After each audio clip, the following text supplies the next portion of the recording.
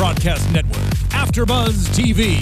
Over 20 million weekly downloads in over 150 countries, and your number one source for after-show entertainment.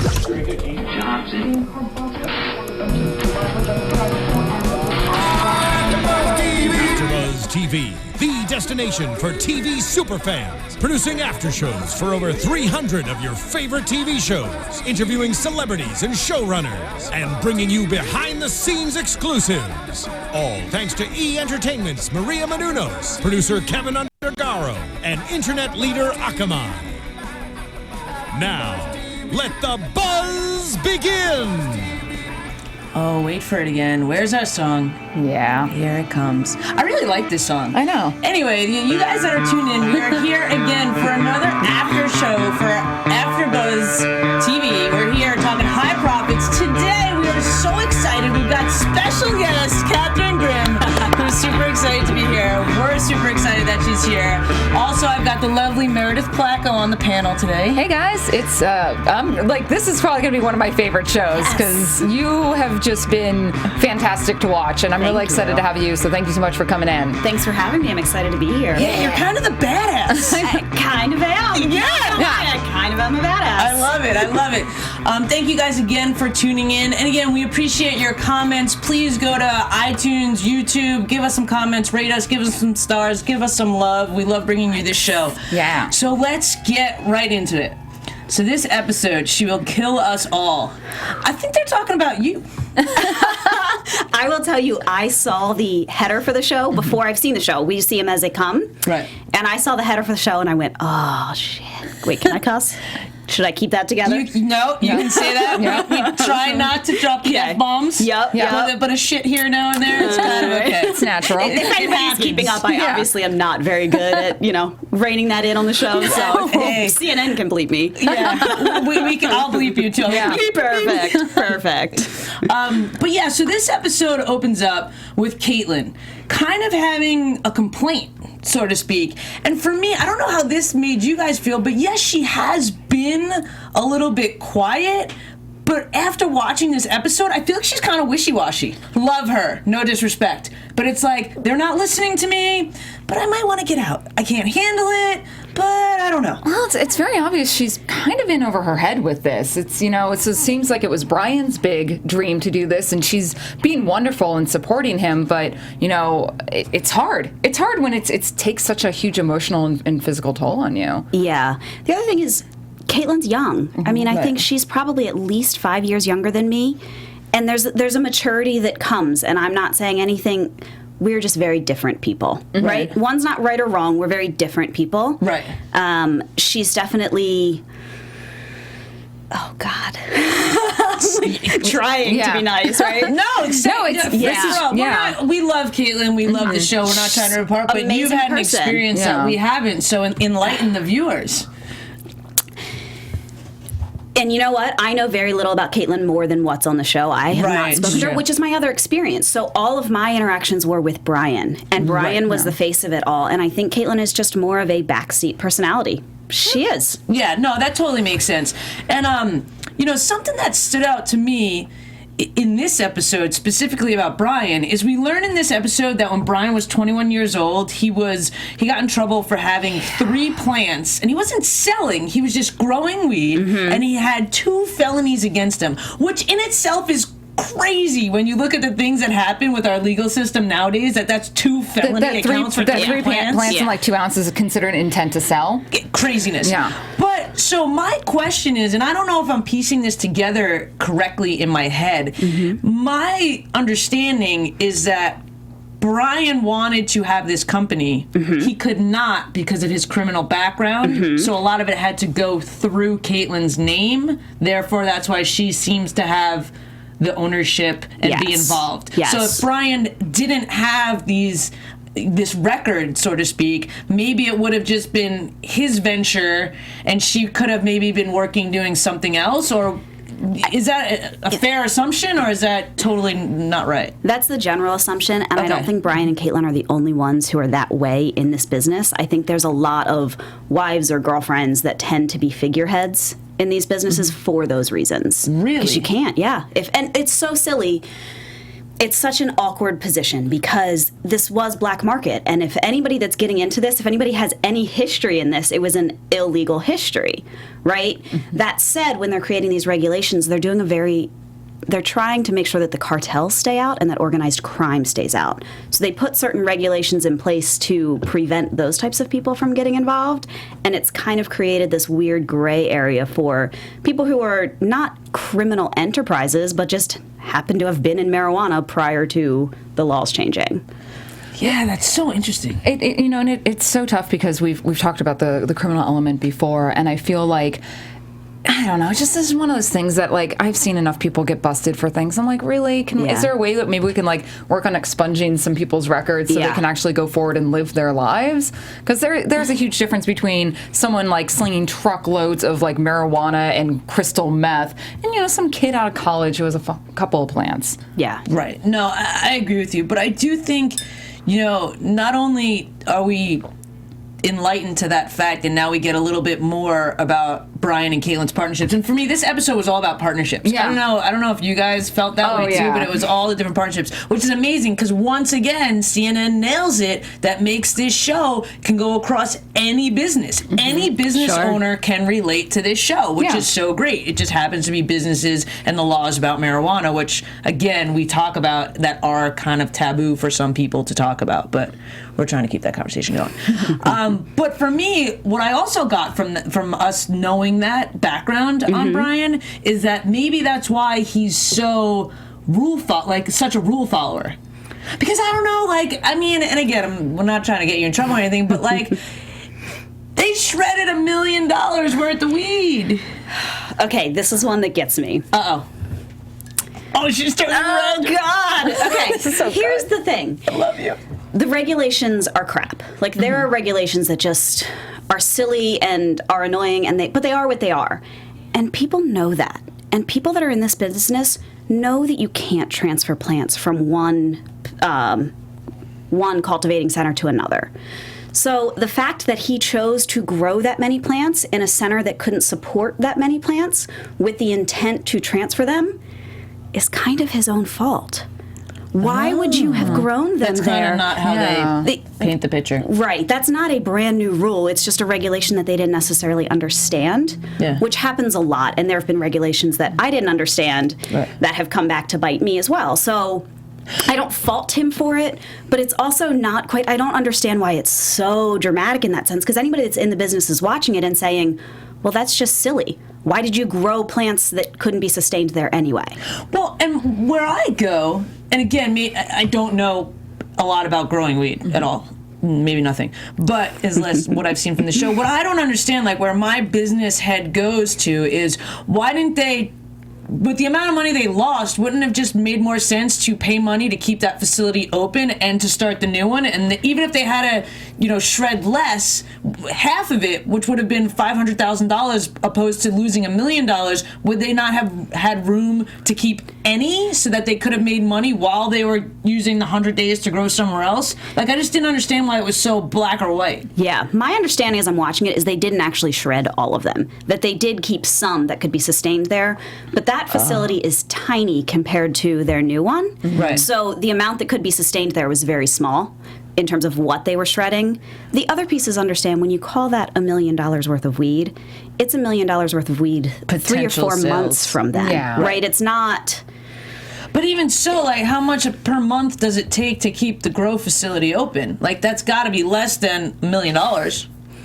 Sure, yes. But you're still looking at probably close to 100,000, if not more, because with electricity, rent, it's $100,000 a month. Well, from you guys building, we're watching you build your huge facility. There's a lot of wattage going on just for those plants, and obviously, I don't think electricity is as high in Breck as it is here in LA, but. 100,000. I don't know. It's not cheap. I think the average is something like $20,000 a month. Okay. But it's still, your electric bill is huge. We had a special transformer put in just to support what we had to build. Did you guys do any solar for that? I know Colorado is super. You fly into the airport, you see solar. Sure. It's the general talk right now. Everybody in the industry is discussing how to become more energy efficient because we are certainly wasting things. Yeah. It's grown up from a black market industry. So that's what you need to understand. Everybody's mentality is how to hide what they're doing. doing. So giant solar panels on your roof is not exactly discreet, We right? got some weed in here. Hey, cops, we're here. That's really true, and it is. Again, it's almost a tougher business than most. There are parallels with growing any business, but the growing pains for this business, I feel like, are more intense and extreme than any other business because there's a lot more hindering factors, like the banks, the fact that everyone needs to keep it kind of undercover because of XYZ reasons. Yeah. So I feel like, that's really interesting. What's really unique is it is one of the most difficult business climates to navigate because of all those odd, tiny factors, and yet it's an industry made up of small business people. It's not an industry made up of corporations who have teams and cash and money to navigate all of this. It's you and I sitting around deciding to start a small business with a couple of employees and having to navigate this incredibly, incredibly complex regulatory environment. I have a question. Why do you think that a big corporation hasn't come in to try and do that yet? Because of the branding, the co-branding? Sure. I mean, there's money coming in. So there's a company called Privateer Holdings that just did $75 million of their first funding round. They own the rights to the Marley natural brand, as in Bob Marley. So there is money coming in for sure. The reason it has been not the corporations getting involved is because of the state by state and because it really is so new. So living in Colorado, this feels like we are so far along, and in reality, we're not. And when we talk about nationwide, there's still so much to go and there's so much to change. So the technology that I put in my cultivation center today, 5 years from now, 2 years from now is probably going to be obsolete, and I'm going to have to redo all of it. Right. So as you learn those things, I think there are certain corporations that are waiting for that to happen before they get involved. It really is, and it's funny, not funny, but it's because, marijuana's been around for so long, it's hard to associate that it's such a brand new business, but it is. Yeah. You know what I mean? So it's very it's a new model of business they're working with right now. So I don't want to jump too ahead, but is the bank situation been resolved at all, or banks will still not accept money? Every time we think it's resolved, there's a step back. So we have people in D.C. lobbying heavily to get this fixed for us. There have been several different memos released that moved that forward and said, all right, banks, here's what you can do to work with the marijuana business. The challenge is what that memo basically says is the bank has to also audit every transaction. And if you are a bud tender in my dispensary and you sell to an underage person, and I, as the bank, ultimately accept the cash for that sale, I, as the bank, am liable for that sale. But why is that? Is that that's crazy to me? Because that's it is ridiculous. It's alcohol. So ridiculous. It's so ridiculous. It's because of technically we're laundering drug money, right? Technically we're laundering drug money. And the banks are worried about losing their own licenses, their own FDIC insurance. Colorado tried to do a state credit union, and they couldn't get FDIC insurance for it, and nobody would give them their money because if it's not insured, why would I give my money to you? I'm just going to put it in this vault. Yeah. There's another credit union now called Fourth Corner Credit Union that's trying to get up and running, and they were supposed to go live in January, I believe. Wow. They are still waiting for FDIC approval, still pending approval for it. That's just so. I can understand. But then again, I can't wrap my head around the fact that they're not gonna. And we've said it before. It's they're not gonna give you a safe place to keep your money, but yet they're gonna want to take some of your money. It's make a choice. It's one leg's in, one leg's out. Well, and the people in this business want to be legitimate, and it is so. It's not that it is. It's difficult to do it in a cash environment. And I want you to see everything I'm doing. I want you to monitor every transaction I'm doing. But the books that I have to keep to do that are so onerous and just, it's silly. And it's so scary to me because you want to take that really criminal element out of it, but by not having, a safe place for people to put their money, that puts people at risk, and it's really scary. Yep. And I wonder, because of the curious person I am, how did they not think of this? How did they not foresee problems like this happening when they had, legalized recreational marijuana in, Colorado, Washington? How did they not foresee that huge problems like this would exist for people? Or is that part of, weeding out the ones that won't be smart enough to figure it out? I'm not sure that anyone foresaw quite how big the recreational market was going to be compared to the medical market as quickly as it was. Right? It was certainly the hope, and it was the best case scenario for everyone. But when people were passing those laws, we were still thinking very much in a medical mindset, and that's just such a different market than what recreational has become. So it was a problem back in medical, but medical was so small we weren't talking about it, and no one was looking at it. And now that it's become so much larger, looking at it recreational-wise, now suddenly it's like, oh, we need to do something, but you're waiting on the feds to do something. And things just don't move quickly in the federal government. And you they think just it don't move would, quickly. this has to do with money, and money that they're receiving, but they're still getting their money, so I guess they don't care that you're not safe with yours. And also think about all the people who are also against this, still entrenched, Crazy. It's a very hard uphill battle you guys are fighting. And go on. Just while we're on the subject of money, there's one other piece that doesn't get hit on the show. The tax code was written, in the 70s, they put this little thing called 280E as the tax code, that says if you are laundering drug money, you can't write off any of your standard business expenses. So we have businesses in this industry whose effective tax rates are 70 and 80% because I can't write off my employees' salaries. Whoa. Oh my God. Yeah. So the mindset of that is, wouldn't you want to just pay them cash, and it'd be less cash that you have to report? But sure, I know that's but then breaking watch the law. this. Watch this. You pay in cash, and they charge you a cash penalty. They're just trying to get you every which way. Oh my! It is. It's almost like they've figured out all the ways to screw you, but not the ways to make sense of it. I will say this. I don't think anybody is trying to screw us. You know, I don't see it as this giant conspiracy against the businesses, more so as everybody's got their own priorities, and we just haven't been a priority for anyone. And we talk about the regulations that the MED has put in place, the Colorado Enforcement Division. They're a giant pain sometimes, but nobody's doing it to make it harder for us. They're not doing it to weed people out. They're doing it because they don't understand and because it's new. That's what I think it is. I think it's just so much of let's just kind of throw it at the wall to see what sticks. Yep. And it's, it seems, even just watching through the show, it seems like a very frustrating process to go through. And it'd be kind of nice if we could get some more on the federal levels, people speaking, because I'm sure they're equally frustrated too, because some people are probably just like, I don't know. I understand, though. The thing that to me just doesn't resonate as being fair is that because it's unknown to them, and because somewhat it's unknown to everybody, really, somewhat. But if they think something is the way it should be, they can penalize you. If they think, and you do it not that way, they can penalize you. If they think something's the way it can be, and they're wrong, they don't get penalized. Sure. Or you don't get money. Sure. You know what I mean? So it's just very... That's where my problem lies. Well, another problem with most it needs to be like a given, like a relationship with the people that are succeeding in this business, so that they can then together figure out what makes the most sense for everyone. Like that seems to me like that communication should be a little bit different. And the MED tries. They do. They reach out to businesses, and businesses reach out to them. So that's something that I don't see with Brian and Kaitlyn as much. But I've seen other large businesses, if they were growing a certain number of clones and they wanted to transfer them, they would get a lawyer who reached out to the MED and asked for a letter of clarification, I think it's called. There's a specific legal term, to say, can I or can't I do this? And then you get the memo back from the MED that says, yes, you can, or no, you can't. Okay. So they do that, and they are communicating if you're reaching out to them. Right.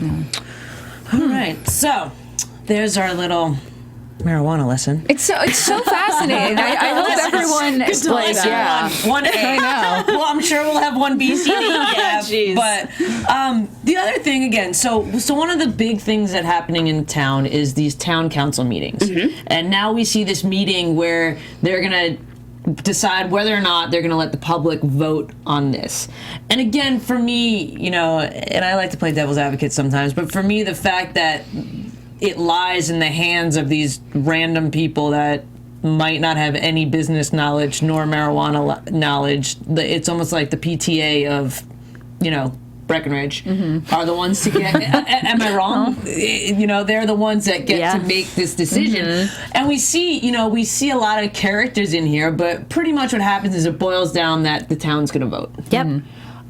The only person that stands her ground is, I believe her name is Erin. Giello. Elizabeth has turned. She's scared or influenced by, money. Her job, which is valid. Yeah. I mean, it's totally valid. But I still like her character a lot, though. I'm just angry at the people who are using her profession to. Oh my God! That I'm like.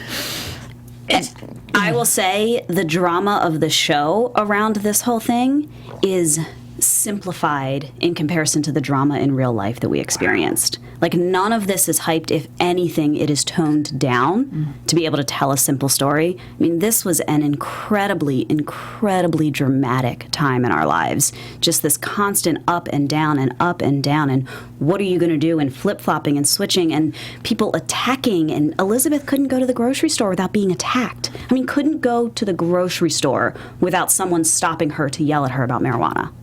That's insane to me. Ridiculous. So let's go back real quick. Tell us real quick about how you became involved in this project. Because, there was Brian and Kaitlyn. Yeah. And it seemed like, this isn't a reality show. It's a docuseries. But if you had to say character, or principals, it's Brian and Kaitlyn, and then there's you. Yeah. So how did that happen? It's actually really funny. I've had people email me or tweet at me and ask if I was a paid actress, really pushing to see how I got involved in the show, because it doesn't make sense, and it's not totally clear. And it's almost this perfect foil to Brian and Kaitlyn. But honestly, I was at a town council meeting, and I had spoken up. Before the show, at a town council meeting, spoke up simply because I couldn't handle what everyone was saying, and I couldn't handle that there was no voice of reason. So I stood up to speak, was approached afterwards by all the Airport Road guys, Brian and Kaitlyn's competitors, and they asked me to be a voice for them. So at the next episode, and I think it's episode 3, you guys see me stand up and speak on behalf of them. Yes. That is the first time the crew ever met me. They heard me speak, and they approached me afterwards and said, hey, can we do an interview, especially if you're representing the competition? We want to understand what this is. And as we started doing the interviews and they expanded, they found out that I also had the interest in this cultivation facility, and it just grew from there. Totally natural, totally right place, right time, totally taking advantage of an open door. And that is why this is a CNN original series show. Because they know what they're doing. They know how to see a diamond in the rough and be like, we need her to be part of this too. I think even though, while this is a docuseries, it is important to present that other side. While we have the pro versus anti legalization of marijuana, there's so much more to it on the business level. And it's great to kind of have you, as you say, a foil, because it kind of expands what's going on here. It gives a more rich look into this world, because up until this point, it's kind of like Brian and Kaitlyn's struggles against the government, and now we're seeing no, this is many businesses struggling against each other and the government, and and I think, it goes without saying, you have a very clear idea of what you want, and you're not afraid to get that. And I respect that.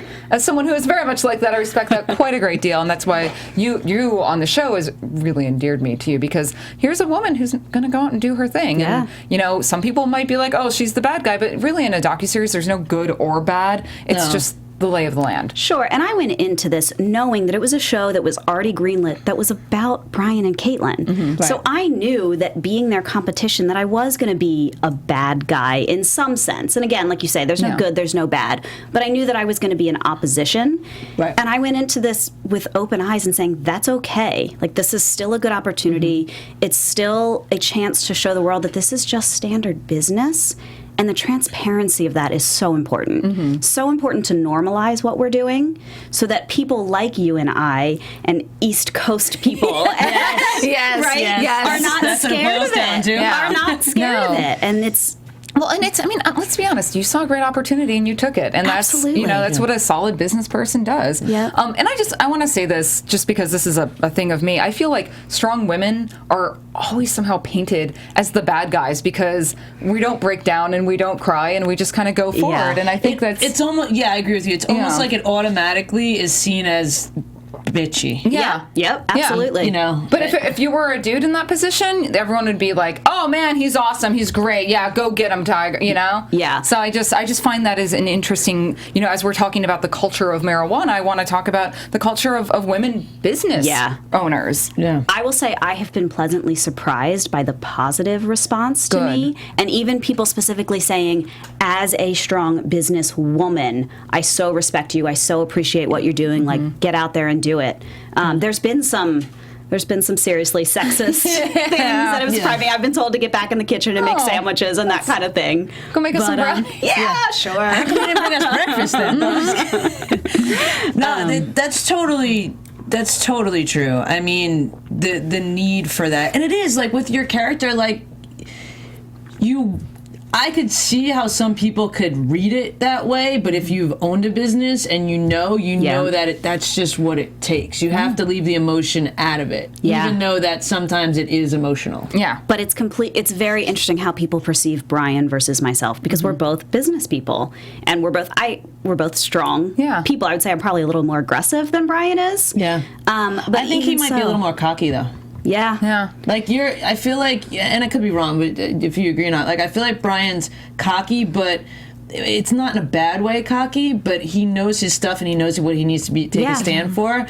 But I feel like you're a little bit more like, I'm going to go get it because I know. Like, it's a very different. But I mean, I love Brian. Yeah. I think he's brilliant. I adore them. I do have is Brian younger than you as well? I don't know. I don't know his age. I don't know. So because I kind of feel that cockiness comes from being kind of a young gun. Yeah. You know, and I'm not saying anything negative about younger people running business. I just say there is something about age and maturity and having experienced things. You're just going to come at it from a different place. Sure. That's it. The other piece to this is, like any business, but this in particular, there's so many risks that you're taking. And you have to have this unnaturally high, almost pathological risk tolerance to be able to do this. And if you're that kind of person, you're going to be a little narcissistic and you're going to be a little egotistical. You have to be able to step up and do this. Right. That's the personality that it takes. Right. So growing pot and working in Hollywood, very similar mindsets. Pretty much. Yep. Totally true. That's really funny. This is my favorite episode now. I know. I found my people. It's coming. Okay, so, and again, it is, this show really, I mean, everything we've said today can apply to any business. Yeah, absolutely. You know, and it's really interesting, and I really hope that people out there are watching this show more and more and are understanding that this isn't just a show about people like trying to get high. Yeah. You know, it's not that at all. So we see some more problems that are happening with, you know, Brian and Kaitlyn, their dispensaries, and again, another business thing. We go to the Crested Butte dispensary, and we have, you know, we see Brian talking to the manager, Patrick, and like they're having these problems that this facility is not, it's producing the same, it has the same employee cost as a bigger facility, and it's producing 1/3 of the cost. That's a sticky situation because, you know, in the beginning they blew up. They have all this, you know, all this happening. They need all these employees, and now it's kind of like, what do we do here? And again, that's something that if you've owned a business, you've had to fire somebody. Yeah, and I will say, I think Brian handled that very well. So well. He got a ton of flack in the first or second episode where he wouldn't give the one employee a raise, and there was a ton of social media pushback against that. Yeah, what was her name? I don't, whatever it was. Is it Megan? I don't know, the one who was like, oh, More? No. No, but she the one who went off and did her own thing. Yes. And she made it seem about safety, but it was really just about money. Right. Oh, yeah, we took, yeah. So he took a ton of... Maura, that's it. He took a ton of social media flack for how he handled that particular situation. But I will say in this one, to have to go in and fire people and immediately to say, but we can offer a raise to those that are staying, and to really balance that situation well, I think he handled it very well. Very, very well for a really tough situation. I think he did too. Again, Brian is... I would hire him. I would want him to, you know, run any business that I was a part of. Like, he totally... time after time after time, he makes the correct choice. Well, and when he doesn't, he seems to learn from his mistakes. I think that's the important thing too. Is that a good business person will learn and grow from even their missteps. Right. You know, but this is only episode 5, so we'll see. But I only got 3 more. I'm so bummed. Oh my God, I keep forgetting. I don't know what to do with myself anymore. I don't know what to do on Sunday nights. Yeah, come hang out with us. Flat LA. I know, right? Okay, so now we move into your grow facility. We've got your partner Gabe, who is very vocal in saying that in business you guys kind of butt heads a little bit. We do. But talk to me about that partnership. So I mean, you bring the business, he brings the growing knowledge, you butt heads, but who makes the calls at the end of the day? Because it's like you have knowledge one place and he has knowledge the other place, and you need both the knowledge. So how do you guys make that work? Because it seems like even though you guys say that, it seems like it worked or is working. I don't know if it's still working, so what's that like? I will say that has evolved and changed. Okay. One of the things I think that comes with maturity is understanding yourself and knowing who you are, and knowing that I steamroll people. I do. Like, I just run in and I just get it done, and I'm not at all concerned about anyone else's feelings or opinions or... I have no idea what you're talking about. Nope.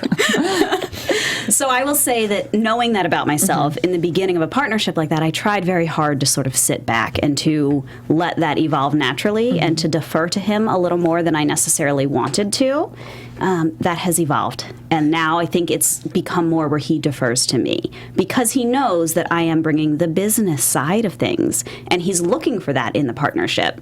So it works out well in that now it comes where I get to make the decisions, but also he wants me to make the decisions. Well, and correct me if I'm wrong, he seems very content that once he can start growing, that will be his space where he's very happy. That's his expertise. Yes. And he'll feel very comfortable there. Yes. And it's almost, I equate it to an artist. Some of these growers are, it is an art form to them, and creative types just want to do their creative thing and let someone else handle the business side. Yeah. And it's true because, I mean, you even say, and I won't repeat your exact quote because I'll need to beep something out. But I mean, you say something to the effect of, you know how to run a business. You don't know anything about growing weed, but you know how to run a business. And I feel like that applies to anything, really. If you have that skill set, you can figure out how to make anything work. Yep, and I think the most important thing in knowing how to run a business is knowing what you don't know and knowing when to defer to someone else. So when we talk about me making the decisions, if it came to how to actually grow, I don't step in at all. Like, that is totally Gabe's territory. And I may recommend this or have heard this or ask this question, but he gets the final say in that territory because that's where he lives and that's what he knows, and that's not my skill set.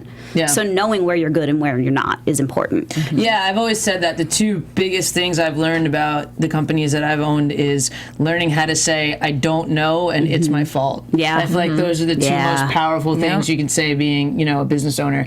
And we do see that, like you're saying with you guys, and I can't wait to see what happens with that. I mean, it's so interesting because, like, the little things that he might not have thought of where, last week how you were like, we need one more light, so if you have one more light, it increases it by $200,000 every 2 months, and that's this amount of money, so get the guy to come in and do it, and it's like sometimes the person that's in it more doesn't see that. They're just so focused on their particular skill set. Yeah. So that's really interesting how that all shakes out.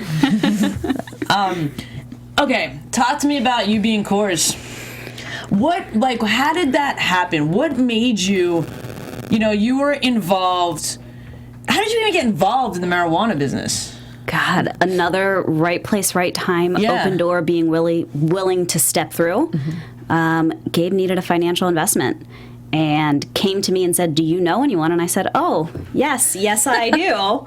Right. So between myself and some other people, we were able to gather the money that they needed. And it was just hey, we're here. Once we put the money in, then we just started getting more involved. And the wholesale side of it, seeing that full perspective is just how my brain works. Yeah. It's just how my brain works. And I think it's also, like you were saying, being the outside perspective. So people that had been in it for so long, and with medical in Colorado, originally you had to own, if you were a retail dispensary, you had to own your own cultivation center. Right. So it was new at that time that you could even begin wholesaling at all. I came into it with a business mentality, and in every other business, if I'm buying alcohol or if I'm buying children's toys or if I'm buying curtains, I'm not making what I'm selling. Someone's making it, someone else is selling it. So that was just my standard business mindset that came in from that perspective. So this happened, I mean, I know that in the show it seems that it happened after, you were hired by the Airport Road people. Is that true sequence of events? So you were involved with these talks and the council, and then then you met Gabe and were asked to be an investor, pretty much? I already knew Gabe, and the timing is pretty similar. I actually don't remember which happened first and which happened second, but they were very close in timing. Okay, so all of a sudden it was you're just like, what were you doing before this? Corporate management consulting. That's insane. And all of a sudden you're like, I'm going to go. Right. Yeah, but it explains your know-how for this. Yeah. So. Yeah. That's awesome. That's so... Yeah, because you know, 'cause you obviously, I mean, your house was gorgeous, and you know, hopefully we get to see a cute little awesome place in town. I'm not quite sure what you know, but it was just nice. And you know, my boyfriend was like, "What did she do? Like, who is she? Where'd she come from? Where'd all her money come from?" And I'm like, "Well, honey, it is Colorado, so that isn't a you know, I know that's a $4 million house here, Right. but it's still, I mean, you've done so well for yourself. Yeah, Like, thank you. I don't know. Sorry, I'm just so fascinated. No, please. Yeah. I started consulting early 20s, and I hit six figures in my early 20s, and then just always made more than I could spend, and just started banking it. Right. Knowing that awesome. somewhere be an Yeah. opportunity like this.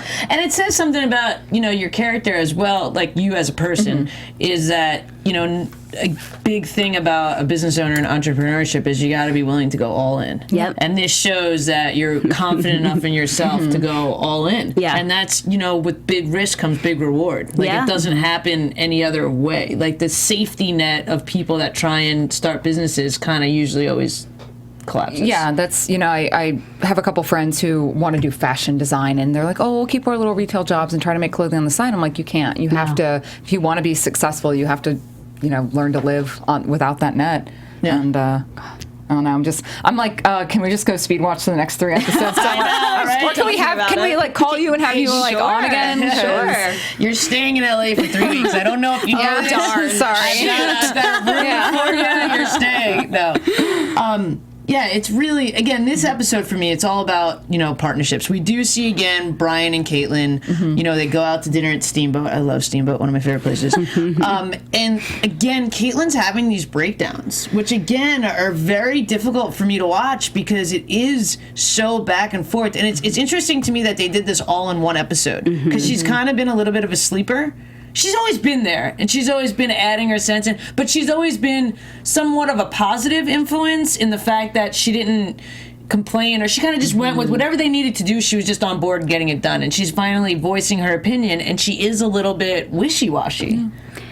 It's hard for me. It's very hard. I feel like this is the female episode. I mean, you've got Elizabeth in the beginning, and then it's Kaitlyn and I back and forth, and you're just seeing how different we are. And I'm not saying good or bad, right or wrong. It's different. And from my personality, it's very hard for me to watch. Very hard. I mean, if you look at the end of the episode, we're behind.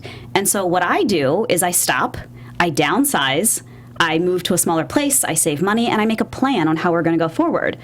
They're struggling and they're behind, and she goes out to dinner and starts crying. Like, it's a very different mindset, and it's hard for me to watch. It's very hard for me to watch. Yeah. And again, no fault to her. You know, like, I feel like what she's experiencing is real for her, and I feel like she maybe, you know, like, you know, this is your path and this is what you want to do and you're going to be the cores, and I would invest that you're going to be the cores, you know. She kind of maybe got told this is a good idea. She was on board for the idea and she's going along for it, but it's been 5 years for her, and she's like, I don't think this is what she. I just get the impression this isn't what she wants. Yeah, it's not what she wants to be doing, but she's, you know, trying her best, and you know, it's really hard to be in a position to support someone when maybe you have to put some of your own personal dreams on hold. Yeah, I mean, that's the thing. When it comes to this, it is. I work 12, 14, 16-hour days. I work 7 days a week right now. And I love it. And I absolutely love it. It's what I want to do. I have no personal life. I'm okay with that. Right. I don't think she's that same personality. Yeah. I mean, she even says that she wants to have a family and have other things. And it's like, it almost seems like at this point, you know, it's like, how essential is she if her passion isn't there, and if the work and everyone around her is suffering because of that? It's like, don't wait to get out. Maybe just get out now and then replace that with someone who wants that position. Well, yeah, it is. And again, it comes back to partnerships, her and Brian's partnerships. I feel like she's maybe been balling up what she's feeling because she wants to support Brian. But in essence, again, it's like with any partnership, you know, you have to have that communication. Yeah, you have to be able to have those tough talks until it gets to a point where it boils up and you just And working with implode. your romantic partner is just, that is, I worked with my ex-fiance, and we, there's a reason he's my ex-fiance. Yeah, The other partner on the show, Marty, he doesn't actually speak in this episode, but I think he is briefly and Gabe in my meeting, is my ex-boyfriend. So amazing. Yeah, he was off there. I was like, oh, who's that guy who doesn't want to talk on the side? Well, that's really funny. And I wonder how that will play out, for Brian and Kaitlyn's relationship/business relationship. Okay, so that brings us to, for me, maybe the most interesting part of this episode. You call Brian. I do call Brian. Yeah.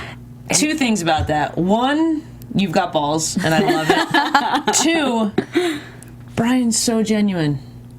I don't know how much of that conversation was edited, but the fact that he was just giving you the information of what he was doing, knowing that you were kind of, for the airport road people, which again, I don't know, and I love you and I mean it, but I don't know that I completely agree with all that stuff because the fact that Brian and Kaitlyn had weathered the storm of Main Street. Uh-oh, there's something there. Okay, I love it. We'll get to it. Go ahead. It seems to me that Brian and Kaitlyn had weathered that storm, and I didn't, you're not clear on how many of the airport road dispensaries might be able to afford that rent or do that. So it's almost, and now you're kind of in support of it because you have this bigger picture of like, well, I can wholesale everybody, so I can't have this go away. But then it's also dropped on you that, you have competition. Absolutely. Right. The show... There was a lot there. So there's so much there. I know. Sorry. The show overlaps my wholesale operation with the Main Street fight because they were happening concurrently. Right. That said, in my mind, they were always separate things. Right? Because my wholesale operation, I may or may not even wholesale in Breckenridge. So where dispensaries were located, in my mind, never mattered to me from the wholesale perspective. Right? Right. When it comes to the Main Street fight, the piece that's missing is what happened before the show started, right? So medical world, some dispensaries opened on Main, some dispensaries opened over in the airport road area. There weren't major restrictions about it. They just kind of opened where they could. In the span of the couple medical years, a couple businesses went out of business.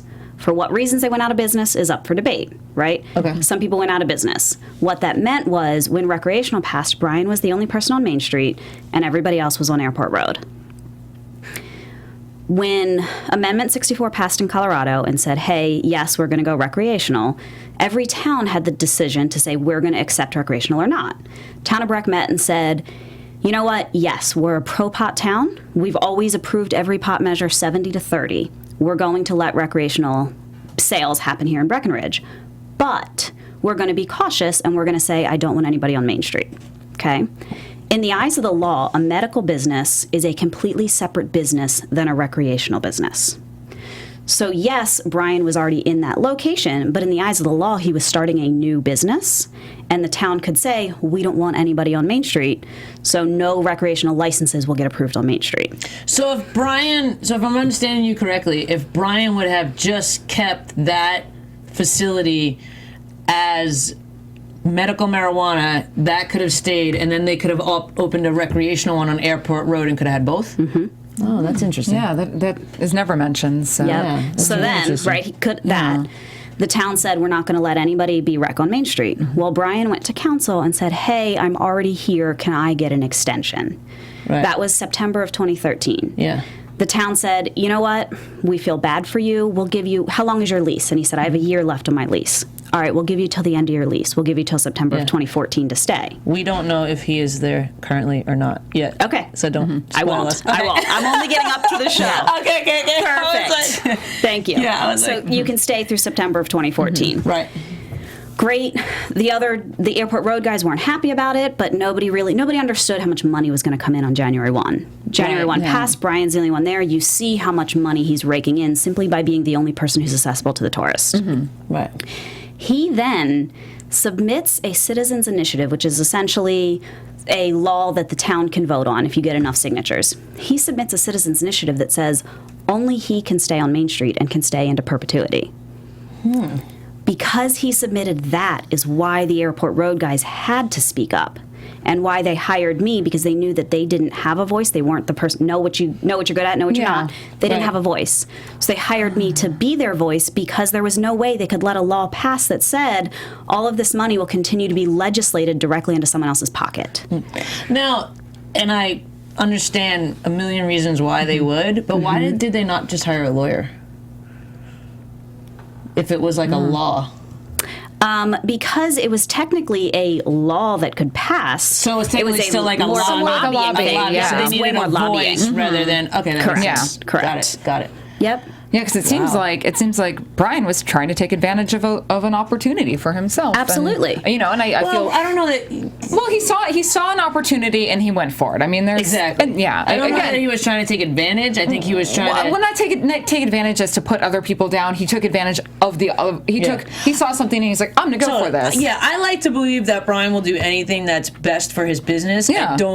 I don't think he'll he's a throw people under the bus type businessman. No. And he said that. I think people miss in, I don't know if it was episode 3 or episode 4, where him and I first meet in person. Yes. And the very first move as the airport road representative was, Brian, let's work together, from my perspective. And his answer was no. Yeah, his answer he said, was no. I don't want to fight for everybody. Exactly. For me, something like that. Exactly. Yeah, I remember that. And so he chose first to not work with us, and then you see how I react from there.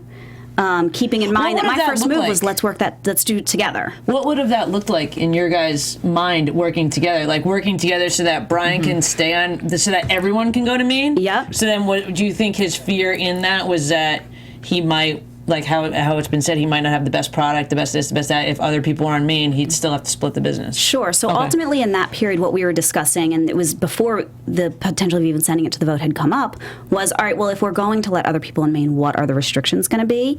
And I wanted to present a cohesive front with Brian. And I wanted to say, Brian, let's agree on the restrictions that we believe in, and let's go in and actually lay on the table and recommend what they would be. So that we can all figure out if we're all coming to Maine or we're not. Let's actually do this together and work it sideline, get it passed, versus creating this big dramatic piece about it. And do you think at that point in time the dispensaries that were on Airport Road could have afforded to move in? Because that's interesting. Yep. Okay. Part 1. Part 2. Back to the call. So Brian is very receptive and open to this conversation with you, which again I give him a lot of credit for, because at he doesn't really know your stance, like he doesn't really know your motive, so to speak. Sure. So the fact that he's being so open, I really like that, and how and again, how you're being so open. You're like, okay, we need to figure something out. Town council has hired this outside consultant or whatever that person is called to try and make the vote go in their favor. And then you start to talk to Brian about, what if for some reason, which hopefully we find out next episode because I want to know. Hopefully, we, what was I going to say? So having this conversation about this vote, he comes out and says that, what happens if you lose, that he wants to wholesale as well. And then it's just kind of like stopped. It's interesting that you give him credit for that, because I would call it naive. I would call that level of openness.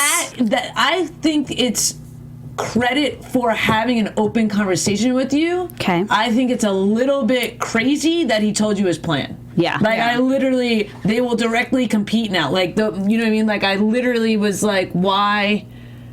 Unless he's asking for your help. Again, if we didn't get the whole conversation, unless he's like, I want to do this, what are you doing? Because you don't seem to tell him that you're doing it. He never asked me. Yeah. Right. Never asked.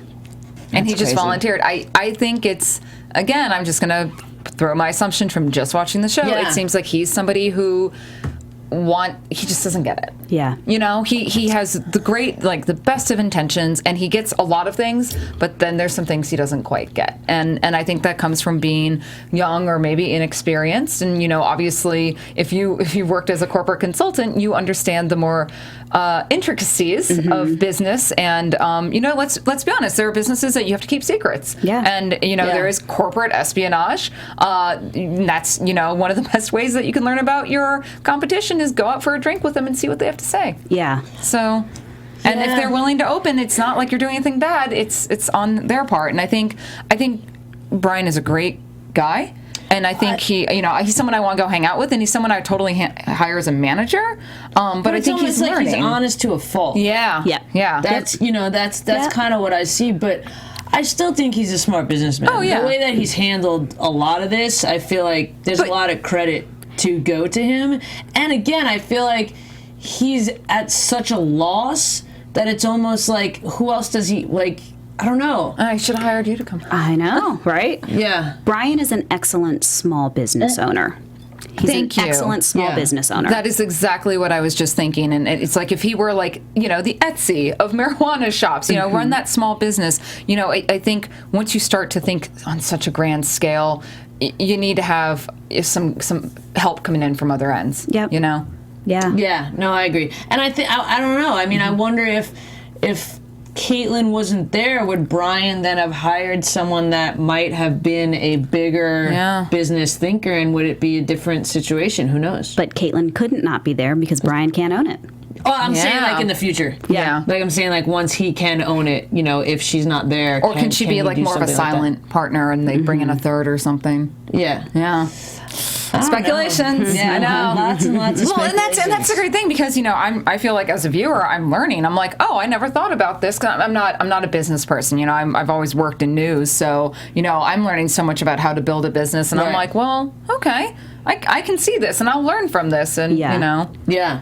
No, I agree. There's a lot to learn from, again, business in any type of business from these shows. Yeah. And I think both of your perspectives are really interesting because you both have worked in the business industry, and I think it's really fascinating to hear both sides because you had that small company that went big. You went into that corporate world, and you've come from the corporate world. And I think both of you have really honest answers and sides to this. So I think it's, I don't know. I'm just going to sit back and enjoy this.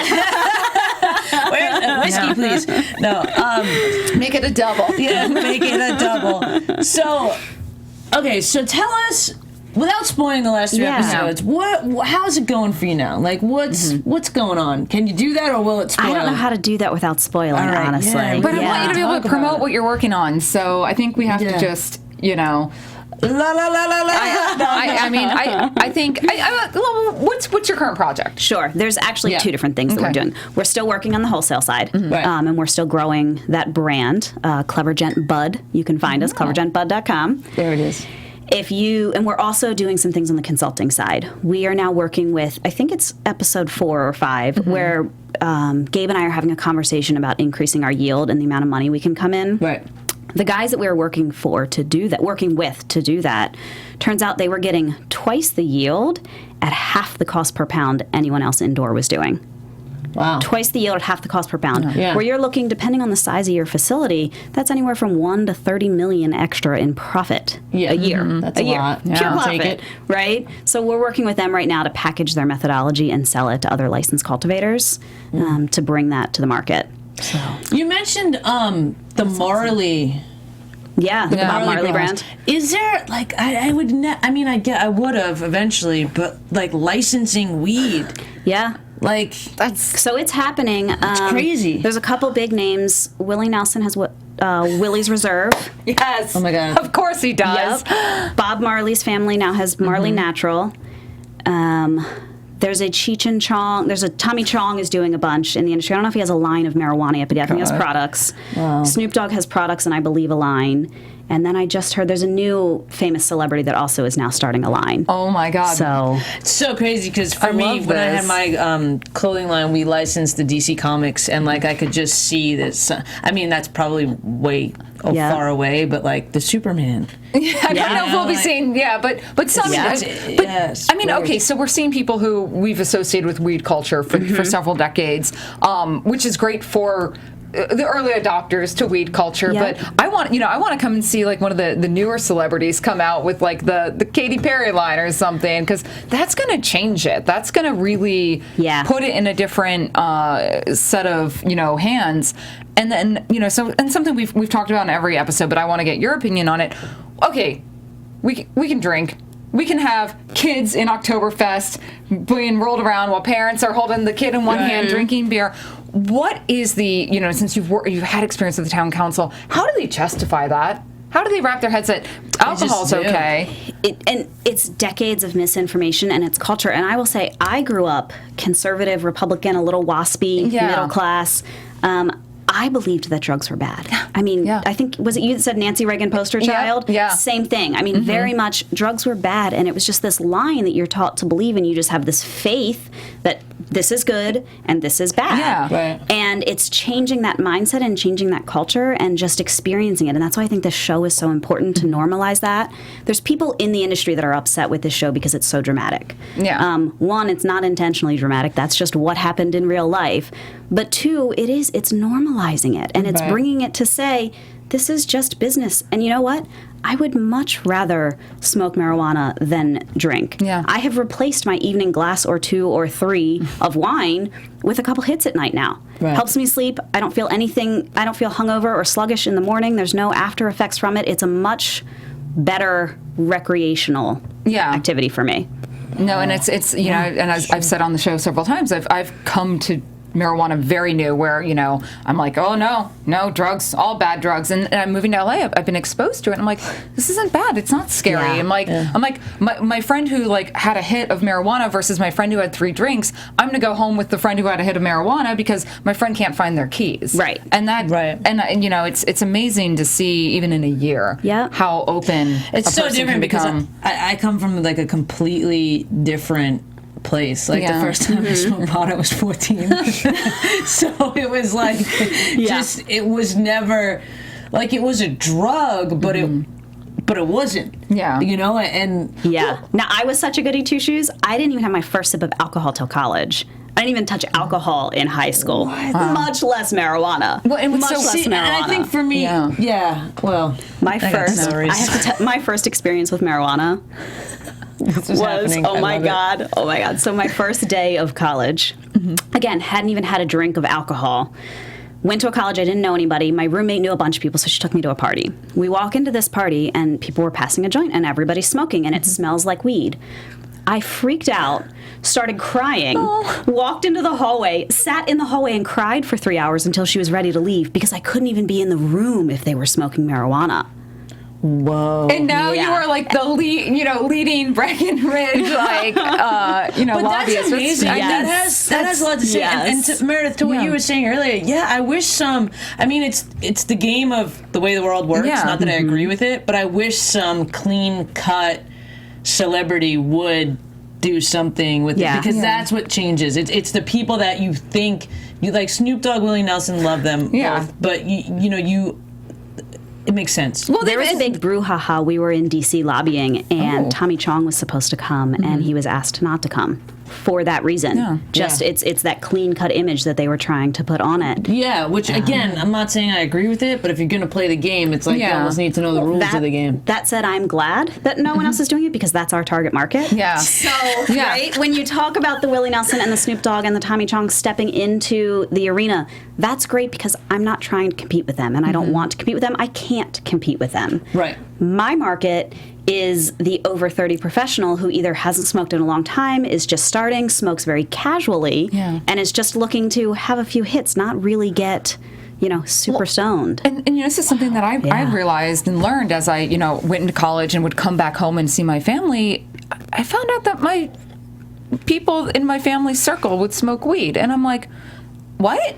No, this is bad. They're like, well, no, you can't do it as a child, but what adults do in a controlled, casual way. And my mind was blown. I was like, everything I knew was a lie. And I was like, but then it became less scary to me. Yeah. And it is just interesting how this drug, I mean, we talked about it, I think, last episode or the week before, how it used to be a Schedule 1 drug. Like, it was in the same category as heroin. It still is a Schedule 1 drug. Really? Still is a Schedule 1 drug. Wow, that's crazy. And it's just very ignorant, I guess is the word I'm looking for. Like, that's just crazy. That's where you get very conspiracy theory about it, when you look at how it actually became illegal and you look at the people who were pushing the illegality of it. Yeah. And something like hemp that is so much more versatile than other textiles. That's what I was saying. Yeah, it's versatile. It's like this plant. I don't know if it was called God's plant, but there was some term used back in like the 70s or 60s or 70s. I was having a conversation with my mom, and it was crazy because they had this, this plant that could be used, hemp, for everything, then it also could have these medical benefits. So it was almost like they didn't know what to do with it, so they just were like, nope, can't do it, because we don't know what this is, which is taboo, which they do with a lot of things that they don't know, which is crazy. Pharmaceutical companies are just going to go down that route, man. And in a world before the internet, you believe what you read, you believe what the media is telling you. You don't know anything else other than what is being put out there in a PR message. Yeah. Right. And the message was, drugs are bad, war on drugs, down with drugs. Just say no. Well, I hope. Just say no. That dog. And tell someone you the DARE program. Yeah. I had that shirt. Yeah, so did I. I would wear it when I got. No, I'm just kidding. I think one of the things that CNN has done really well with High Profits and what's the production company? Batridge. Thank you. Batbridge, that's it. Yes. Batman Productions now. Batbridge Productions and everyone on this show is that we're seeing the people that we don't typically associate with marijuana. And I think it's been normalizing it. I think of everyone, I think you're one of the most unexpected people. And I think if we are going to talk very frankly about a change of a PR tactic to make marijuana accessible and okay, is that you need more people like you and people on this panel and people who are watching CNN's demographic to talk about it. I mean, I've always said that medical marijuana's best friend is Dr. Sanjay Gupta. Yeah. Because here's a professional going on nightly newscasts saying, guys, let's legalize it. Let's make it happen. There are good things. And I think the more that we talk about it, the more we're open to looking at what marijuana can do versus what it can't or supposedly can do. Right. It's going to open up a bigger conversation, regardless if you're, okay with it or not. I think it's an important thing we need to be talking about because we are looking at something that, on recreational side, has a great deal of medical purposes. Absolutely. That I really would like to see more expanded on. Yeah, and it's unfortunate that it is that taboo. And this, with so many things, the thing that bugs me so much is that there's no true or valid reason why people have a fear of this. Other than we're told. There's no... Well, I don't like marijuana because my friend got way too high and, punched somebody. Got way too aggressive. Oh, he ate my bag of chips. Sure. There's no store. There's not.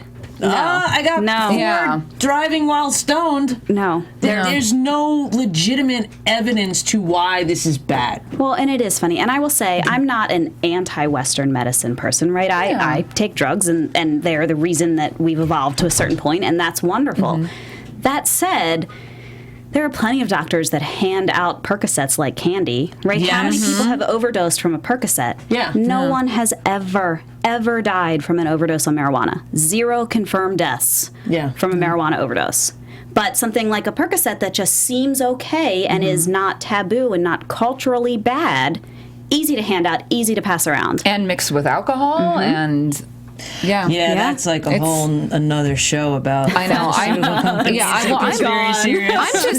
I'm so afraid of a lot of Western medicine. Like I'll take Advil if I have to, but I'm just like I am deathly afraid of even the prescription strength ibuprofen. I'm like I don't want to take that because I'm not a fan of it either. But I think for me that comes from being an athlete because you don't want to mask your pain because you don't really know what's going on in your body, which would not make sense why I've ever smoked marijuana. But that's my reasoning. Yeah. Another show entirely that's an interesting one is athletes and marijuana and how many people actually use it as a performance enhancer. I was talking about this yesterday, actually, because I do a lot of sports shows, and it's crazy because you can give an athlete the Percocets and all these other painkillers, but if they smoke marijuana, they're suspended for games, even though it has less effect and can actually do something to their pain that these other things can't. Yep. Oh, it gets me so riled up.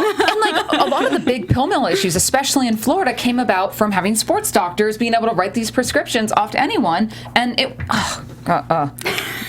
Sorry, I don't. My brain doesn't understand how things work sometimes, and I get angry. Yeah, and I think, what do we think? Let's talk about the future with this drugs. That what they call it. It's not. I don't know what to call it. Yeah, but ibuprofen's a drug too. Yeah, so. it's a drug. Yeah, it's a drug. That word I think has a negative connotation. Yeah.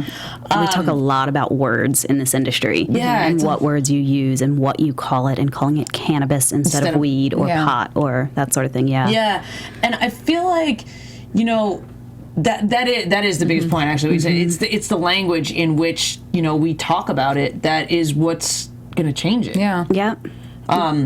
But there's just so much that we can talk about with this. I will say this, it's coming. This train has left the station. It's not going back. It's only speeding up. We're at a place right now where more than 80% of the country supports medical marijuana. More than 80% supports medical marijuana. And more than 50% supports recreational marijuana. So do you think, this is my final question, maybe there'll be more. Do you think that, what's that going to look like? Say it's legalized everywhere. Is the government going to come in and cut it with stuff to make it, grow longer? Like how they do with, produce and this and that. Is it going to change the genuineness of the product just so that they can make money off of it? That's my fear. Sure. I think one of the things that's really unique about marijuana is the time that it's coming to maturity. We're in a place in this world where we learned from tobacco, and I don't think this is ever going to be the big tobacco situation.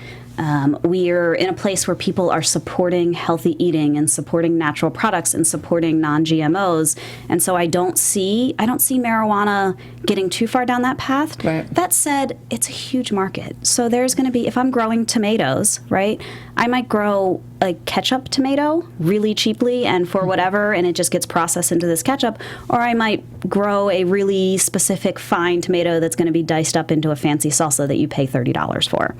There's going to be this, there's going to be this huge market for it, and it's going to be all different ways. People that are fighting the corporatizing of it are fighting a losing battle, right? Everybody's afraid of the corporate assholes. Right. The corporate is inevitable, but maybe we can do something about the asshole. Right. Yeah. I really believe that marijuana has the opportunity to change the face of capitalism, to change the way America does business. Wow, I love that. Yeah. And how long do you see, or when do you see it being possible to, have your wholesale facility shipping, we got an order in New York, let's ship a couple pounds over there. What do you think that timeline is? That's the favorite question of everyone, and we're all pulling it out of the air. Yeah. It's longer than you'd think, especially shipping over state lines. Right. My personal expectation is that before it's, federally, hey, free for all, it'll be federally, hey, states, it's okay, you do what you want. So I think we're pretty far out from a transporting across state lines situation. There's even, Georgia, you can't have liquor delivered across state lines. I can't join a wine club if I was living in Georgia. So, if they still can't ship wine alcohol. Clubs.